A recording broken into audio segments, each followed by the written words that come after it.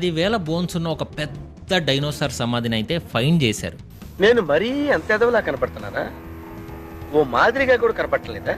And కెనడాలో Alberta ప్రావినెన్స్లో ఒక area మీద రీసెర్చ్ చేస్తున్నప్పుడు వాళ్ళకి కళ్ళు పేలిపోయే విషయం ఒకటి తెలిసింది. ఆ ప్లేస్లో మోర్ దెన్ 10,000 బోన్స్ ఉన్న ఒక సమాధిని ఐడెంటిఫై చేశారు. అసలు ఈ బోన్స్ ఏంటి, వాటి కథ ఏంటని టెస్ట్ చేస్తే అవి డైనోసార్స్వి అని కన్ఫర్మ్ చేసుకున్నారు. అండ్ అవి ప్యాచీ డైనోసారస్ అనే జాతికి చెందినవి. నార్మల్గా డైనోసార్స్ అనిపోతే చాలా తక్కువ బోన్స్ మాత్రమే దొరుకుతాయి. అండ్ అవి కూడా డిఫరెంట్ ప్లేసెస్లో పడుంటాయి. బట్ ఇక్కడ ఒకే ప్లేస్లో ఇన్ని బోన్స్ ఎలా వచ్చాయో తెలుసా?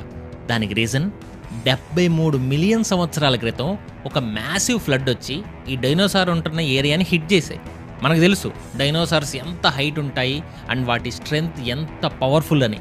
అలాంటిది థౌజండ్స్ ఆఫ్ డైనోసార్స్ ఒకేసారి చనిపోయాయి అంటే ఆ ఫ్లడ్ ఎంత డేంజరస్గా ఉందో మనం ఇమాజిన్ చేసుకోవచ్చు.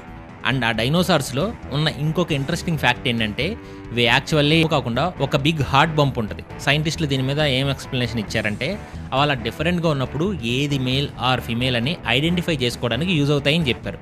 బట్ ఏదేమైనా ఒకేసారి థౌజండ్స్ ఆఫ్ డైనోసార్స్